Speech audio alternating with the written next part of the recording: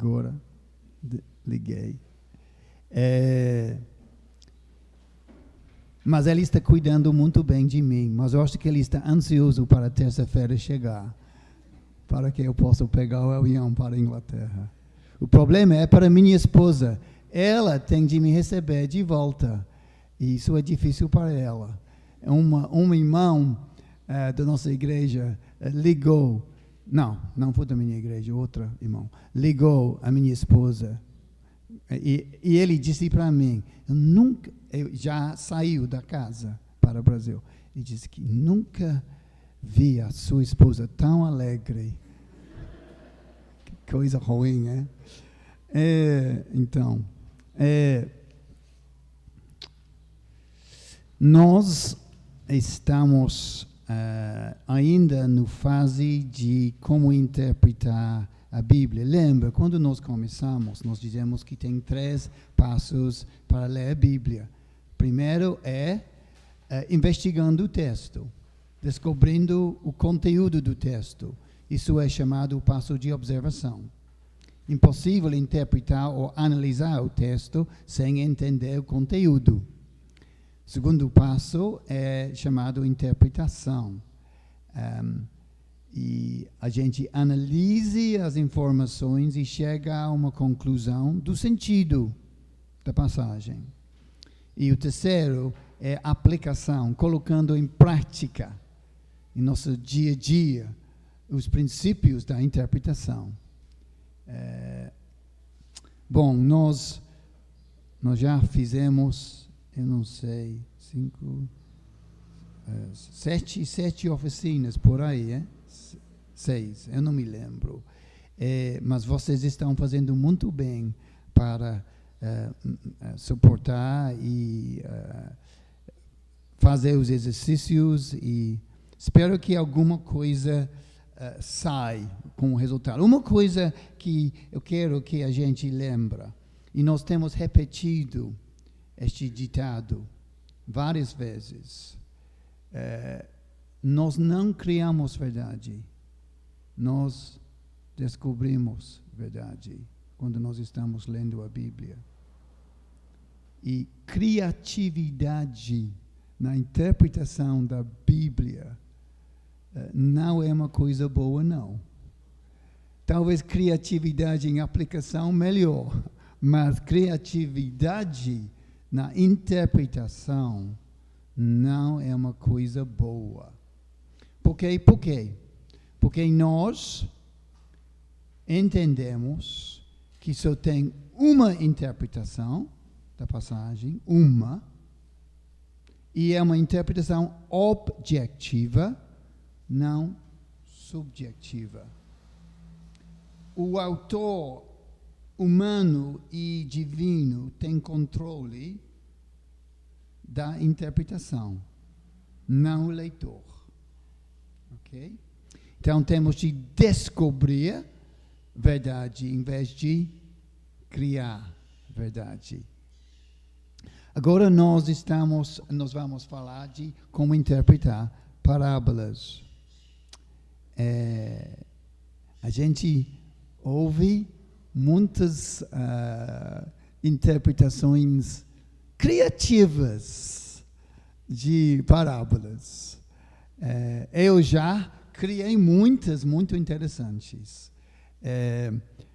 Mas eu vou dar um exemplo de que eu fiz, que eu acho que André e nós somos gêmeos neste sentido.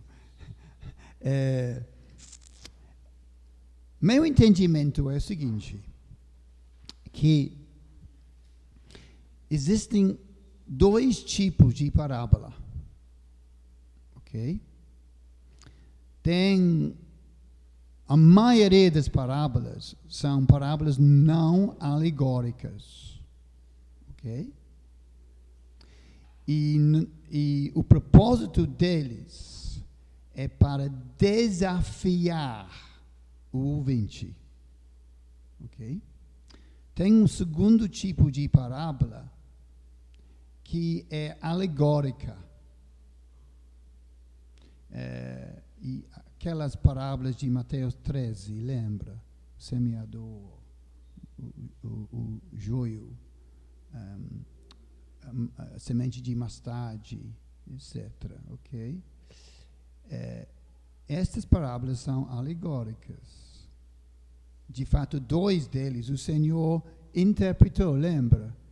E a interpretação dele mostra claramente que são parábolas alegóricas. São alegóricas não para desafiar.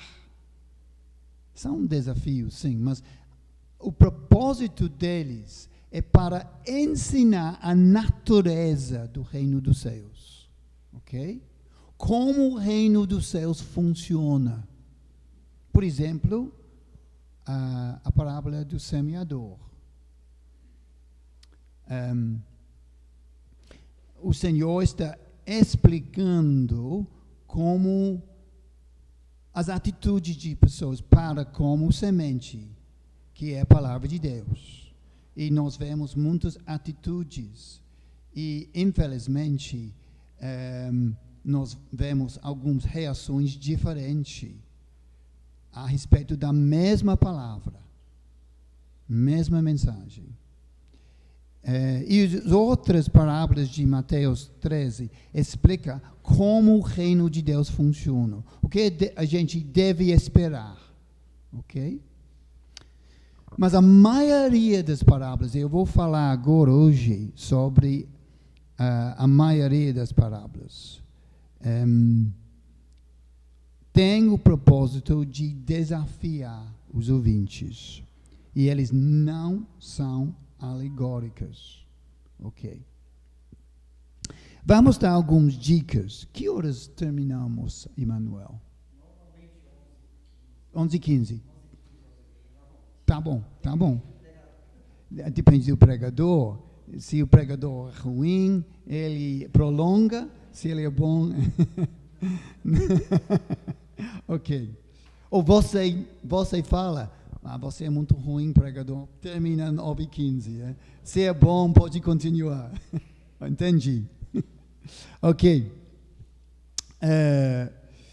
Desculpe, Manuel, estou envergonhando você. Desculpe. Ok, algumas dicas como interpretar parábolas. Ok. Primeiro é parábolas não alegóricas, ok? Parábolas não alegóricas. Primeiramente, a gente tem de descobrir qual é o ensino principal da parábola. Nós já aprendemos que a regra de interpretação mais importante é o contexto literário. Lendo tudo no seu contexto, eliminando a divisão de capítulos e versículos, esquecendo que eles existem e incluindo, interpretando tudo dentro do seu contexto. Lembra, nós dizemos que não podemos isolar palavras e versículos do seu contexto. E muitas vezes nós lemos a Bíblia versículo a versículo. Isso é um erro muito perigoso. Não devemos ler a Bíblia em versículos. Cada versículo não é uma unidade de teologia em si, não. Os versículos não existem no original, vocês sabem disso. Então, temos de descobrir qual é o ensino principal da parábola. Normalmente a gente acha nas parábolas não alegóricas o ensino no início da parábola, o assunto que o Senhor quer abordar, ok? Às vezes também é o início e o fim. Vamos para a parábola do bom samaritano, de novo.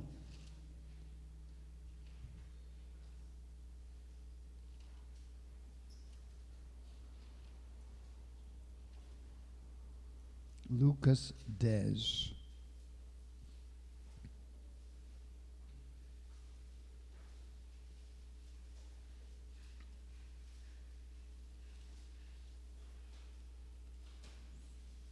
Ok, o Senhor fala mesmo parábola de versículo, Lucas 10,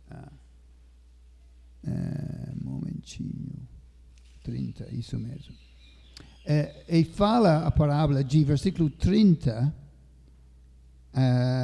até 35, ok? Isso é a parábola mesmo. Mas, lendo o contexto, nós entendemos o que aconteceu. Um perito na lei aproximou, não com uma pergunta sincera, e queria saber o que farei para herdar a vida eterna.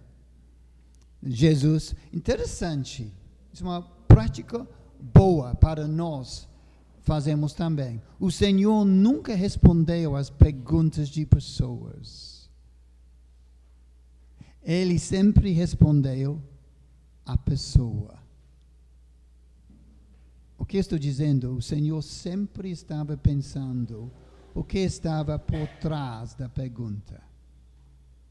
Ele leu, ele não somente escutou palavras, ele leu corações. E quando pessoas nos perguntam coisas sobre a Bíblia, sobre o Evangelho, sempre temos de entender o que está por trás desta pergunta. A pessoa está sincera e genuinamente quer saber a resposta mesmo? Ou, como este perito na lei, ele estava querendo pegar Jesus. Está querendo se justificar. E, em público, envergonhar Jesus. Ok? Jesus sabia disso. O Senhor sabia. Então, perito na lei, você é muito inteligente. Você sabe tudo. Ok. As Escrituras dizem. O que a lei diz? Claro, amar o seu Deus, todo o coração, e ama o seu próximo como ti mesmo. Interessante,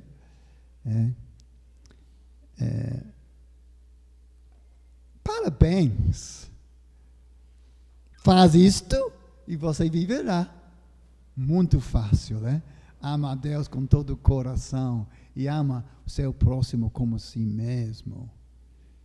É difícil. Interessante, o padrão de amor para nós como cristãos é maior do que a lei. Eu tenho de amar você como Cristo me amou. Mas você só precisa amar seu próximo como si mesmo. Um padrão muito mais baixo. Então, mas ele queria se justificar. Quem é meu próximo? Agora entrar, quando nós interpretamos uma passagem, sempre tem de levar em conta o contexto histórico. Também. Se existe alguma coisa que vai enriquecer nossa interpretação, e vocês sabem, o contexto histórico desta pergunta deste perito na lei foi, para ele, o Senhor estava lendo corações, não somente ouvindo palavras, foi que o próximo para o judeu foi todo mundo menos o seu inimigo. Mas você sabe disso, porque lendo o Sermão do Monte, você vai saber disso, lembra? Vocês dizem amar o seu próximo, mas odiar o seu inimigo. Então, para os rabis, para os ensinadores, para os peritos na lei, o próximo, de acordo com a lei de Moisés, excluiu o seu inimigo. Ok. Agora, é melhor não fazer perguntas do Senhor Jesus se você não é sincero. É muito perigoso. Muito perigoso. Agora, o perito na lei quer se justificar. Ok, você quer brigar comigo. Ok, vamos ver quem sai melhor. Jesus começou a contar esta parábola. Então, qual é o ensino principal? O ensino principal, nossa primeira dica, é o Senhor está redefinindo quem é meu próximo. Ele está abordando o assunto de verdade no coração de Deus. Quem é meu próximo? Ok. E ele vai ampliar a definição de quem é meu próximo. Foi assim. O Senhor Jesus vai ampliar. Quem é meu próximo? Isso é o ensino principal que o Senhor está abordando. Ok? Olhando o contexto e olhando o fim também, a gente acha o ensino no início e no fim do bom samaritano, porque ele diz, versículo 36, qual destes três te parece ter sido o próximo do homem? Então a gente vê o assunto que o Senhor está abordando no início e do fim. Ok. Agora vocês vão trabalhar. Qual é o ensino principal? Qual é o assunto que o Senhor está abordando da parábola em Lucas 12, 16 a 20? Baseado no contexto literário. Alguém pode ler só versículos 16 a 20, por favor?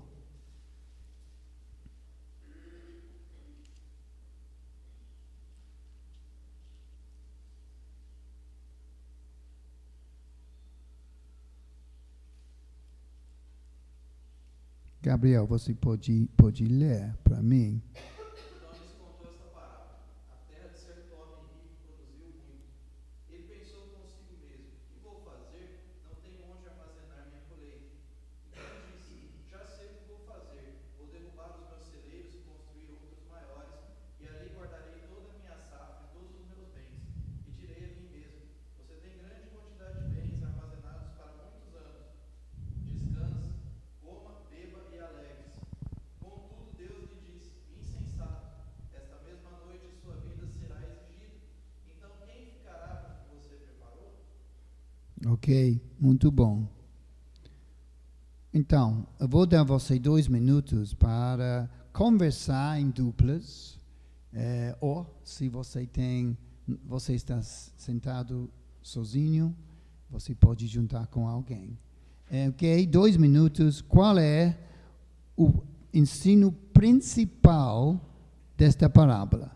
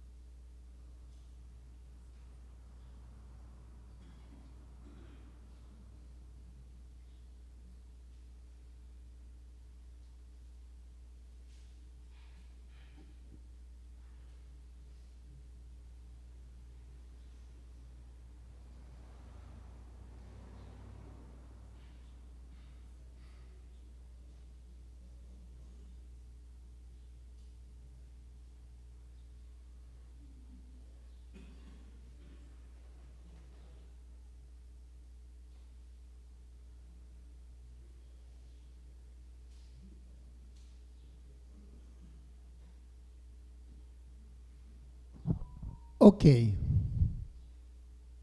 Qual é o ensino principal desta parábola? Sobre o perigo das riquezas neste mundo, Sim. diferenciar o que é literal e figurado, material e espiritual. Sim, certamente o Senhor está falando do perigo, mas eu acho que mais específico do que isto. Mais específico. Verdade. Avareza. Avareza, ganância. Ok? E um pouco mais específico, o Senhor está falando de avareza no sentido de adorar dinheiro. Ok? Adorar dinheiro. Sabemos disso porque, no contexto, uma pessoa chegou a Jesus.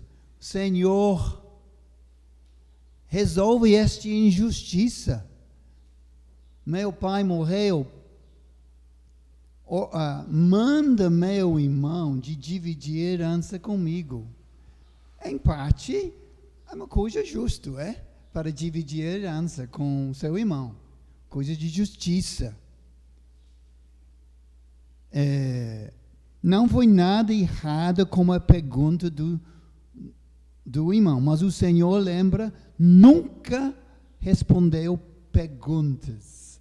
Ele respondeu à pessoa. Por trás desta aparentemente pedido justo,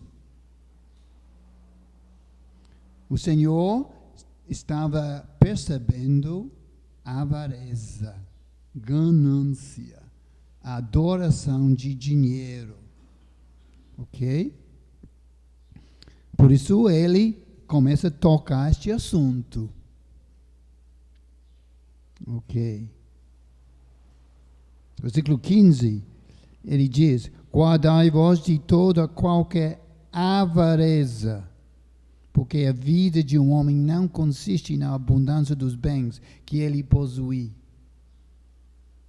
Isso é totalmente contracultural. Totalmente contracultural. Porque, mesmo como cristãos, vamos ser honestos, a nossa conta corrente vale muito, não é? Não é verdade? O carro que nós dirigimos, importante. Os investimentos que nós temos, importante. O Senhor não está dizendo que a gente não deve cuidar dessas coisas, mas Ele está tocando o assunto de colocando dinheiro no lugar de Deus. Ok? Bom, segunda dica de interpretação de parábolas não alegóricas. Estas palavras foram faladas com a intenção de provocar uma reação forte no ouvinte. O Senhor não estava lá para contar histórias bonitas, agradáveis. O Senhor, muitas vezes, nas palavras, falou coisas contracultural. Ele desafiava as normas dos judeus. Ok? Ele queria quase de verdade em todas as parábolas não alegóricas, ele só queria deixar um desafio só. Um desafio só por meio desta parábola. E ele queria que o ouvinte fazer uma decisão pessoal sobre algum aspecto do reino dos céus, ligado com nossa primeira dica, qual foi o ensino principal. Cada parábola, pergunto para vocês.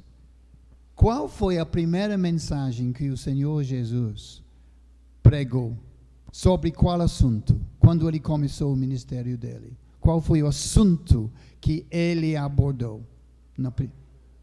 Arrependimento. Lembra?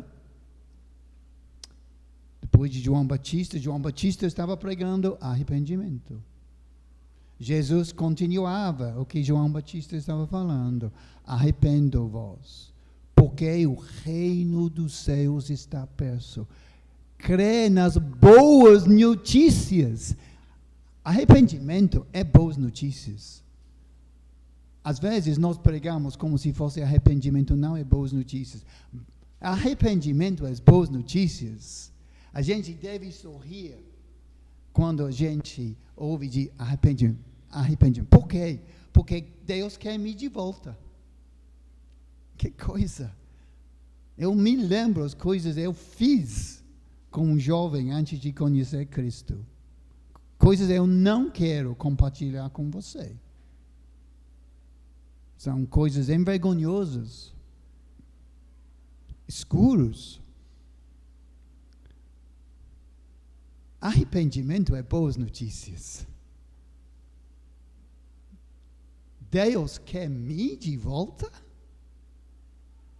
Eu posso ter uma nova chance com Deus? Que coisa incrível.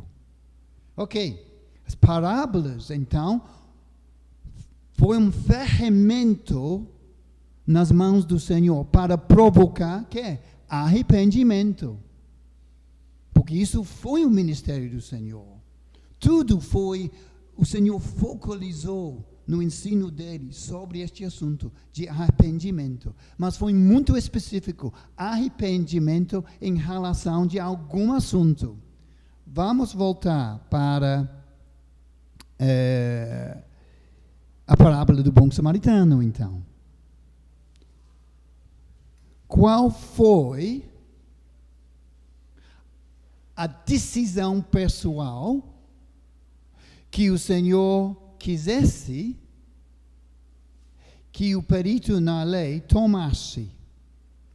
Qual forma de arrependimento ele queria ver na vida do perito na lei? Vamos voltar, Lucas 10. Então, a gente vê, versículo 36, qual destes três te parece ter sido o próximo do homem que caiu nas mãos dos assaltantes? Respondeu-lhe o intérprete da lei. Mesmo nem querendo mencionar que foi o samaritano. Aquele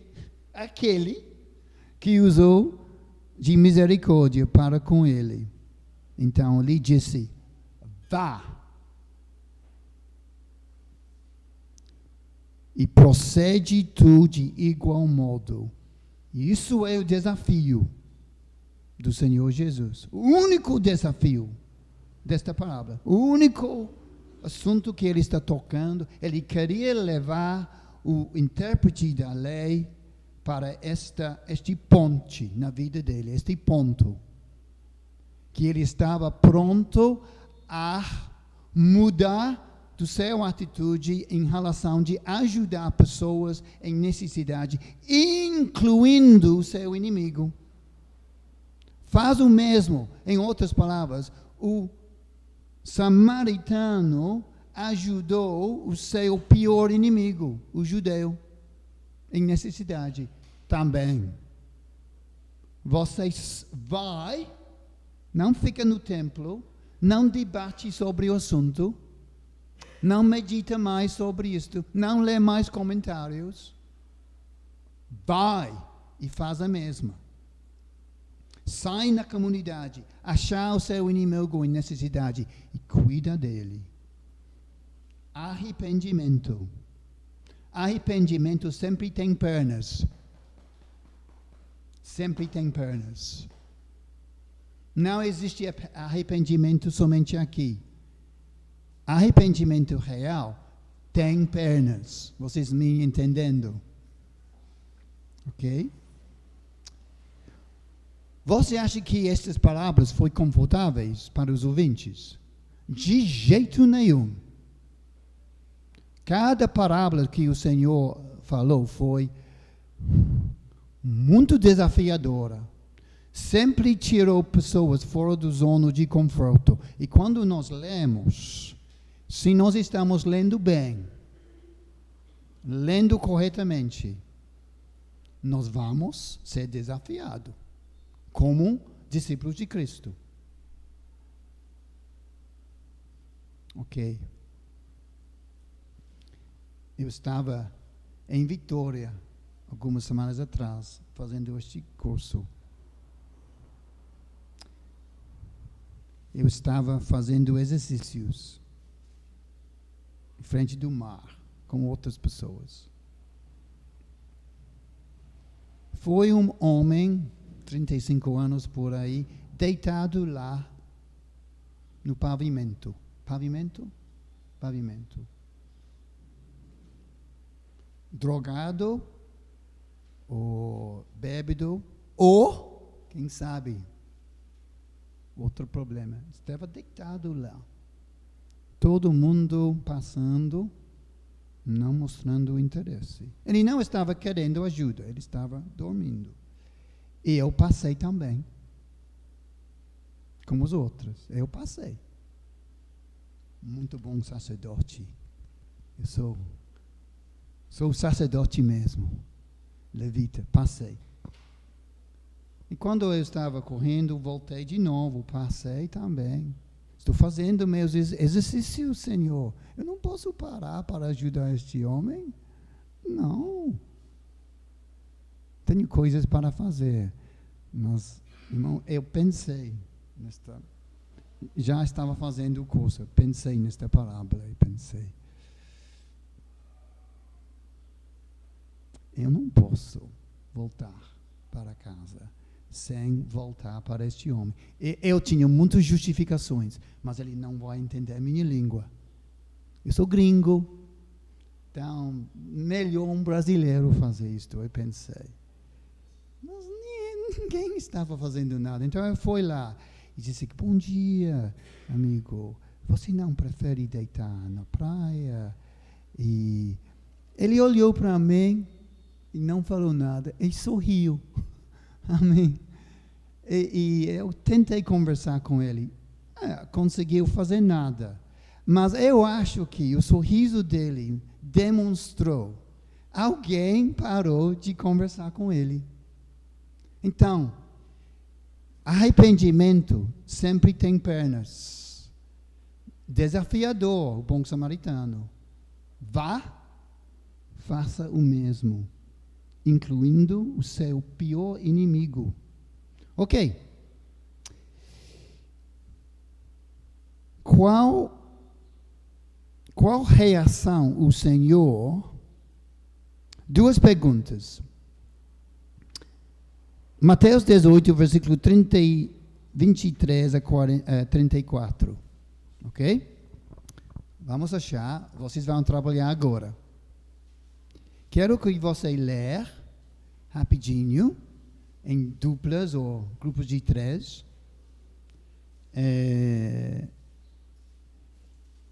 E duas perguntas. Qual é o ensino principal da parábola? Segunda pergunta. Qual é o desafio de arrependimento que o Senhor quer? Ok?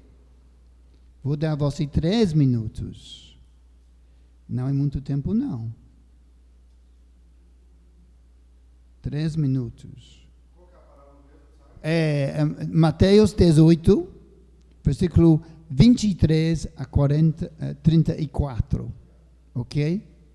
Você tem 2 perguntas. Qual é o ensino principal? Qual assunto o Senhor está abordando? Segunda pergunta, qual é o desafio do Senhor? Qual reação o Senhor quer?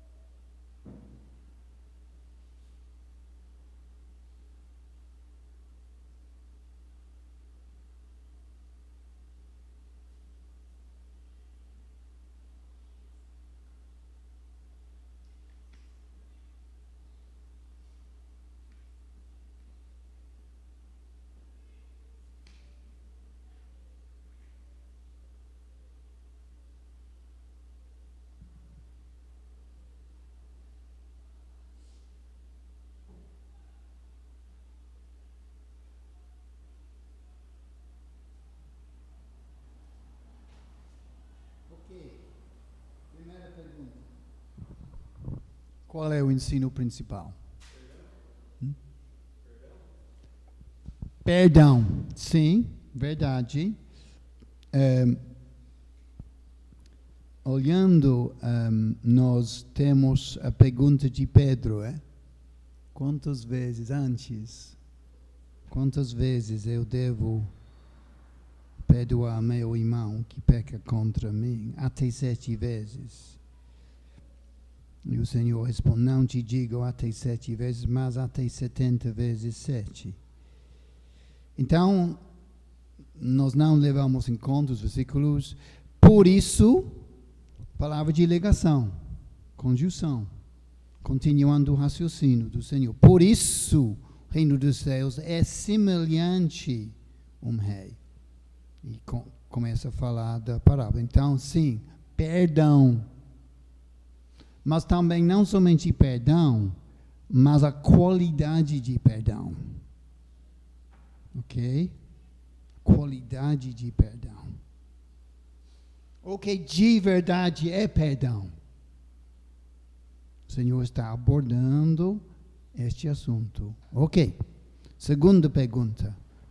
Qual é o desafio que o Senhor deixou lá na parábola?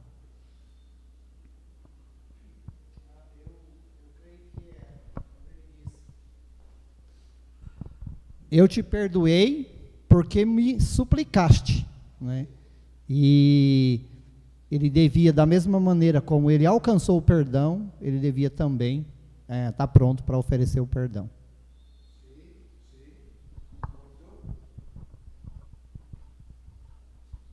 Sim, o desafio é, levando em conta, como o Emmanuel disse, que você é perdoado, discípulo. Não esquece, o Senhor está falando para os seus discípulos. Está respondendo uma pergunta de alguém que já arrependeu para seguir o Senhor. Ok? Então, está falando para pessoas como nós, de verdade. Que dizem que estão seguindo Cristo. Ok? Então, perdão. Levando em conta como nós fomos perdoados, o tamanho do nosso perdão, como o Emmanuel disse, nós temos de perdoar. Ok, mas tem um pouco mais, um pouco desagradável, uma parte muito desagradável desta parábola. O Senhor nunca deixou pessoas como nós confortável no banco. Nunca. Tem uma parte aqui um pouco mais desagradável. Qual é? Se nós não perdoarmos, Deus não nos perdoará. É a mesma lição que Jesus traz na oração do Pai Nosso no final, né? Então tem essa lição também. O exagero é bem forçado, né? Um devia 35 mil quilos de prata e o outro devia 100 moedas. Então esse exagero reforça, né? O tamanho do perdão. Exatamente. O Senhor diz, se você não perdoar, se do íntimo não perdoardes cada um o seu irmão, vai ser a mesma coisa com você. O que aconteceu com aquele na parábola? Foi vendido. Punição. Você acha que um cristão não pode ser punido? O Senhor fala de punição de alguém que não perdoe. Do íntimo. O seu irmão. Você não acha isso desafiador? Eu tenho um pouco medo disso. Seguindo o Senhor Jesus não é uma opção fácil. Nós somos salvos pela graça, verdade pura. Totalmente pela cruz, verdade pura. Mas, que responsabilidade agora cai em nossos ombros para perdoar de coração alguém outra. Resultados ruins se nós não fizermos isto. Porque Deus quer justiça. Eu perdoo você. Eu perdoei você. Agora. O Senhor Jesus está desafiando arrependimento em relação deste problema de perdão que nós temos. Ok? Bom, ok.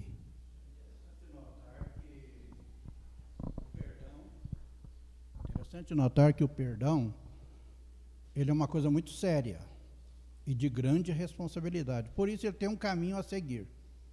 Ele não pode ser jogado aos quatro ventos, não é? Não pode sair por aí de qualquer maneira. Vejo muitas pessoas dizendo, fulano me ofendeu, mas eu já o perdoei.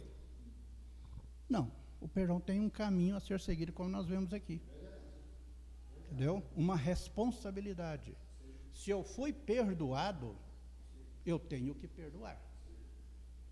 Agora, o que ofendeu, o que provocou, né, aquela ofensa, ele tem que chegar como esse homem chegou e pediu de joelhos, né, implorou pelo perdão. E foi-lhe concedido.